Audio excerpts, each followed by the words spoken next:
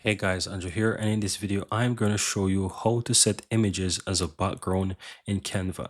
Now, once you're on Canva, guys, you can go ahead and either click a new page, and once you find the image that you want to add as a background, there's two ways how to go about it.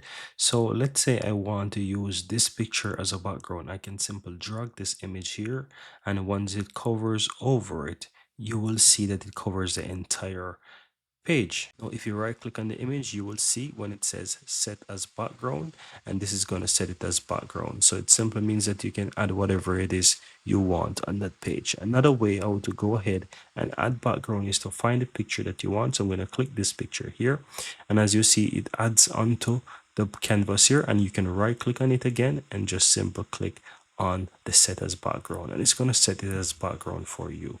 And that's it, guys. Very easy and very simple how to set images as background on Canva.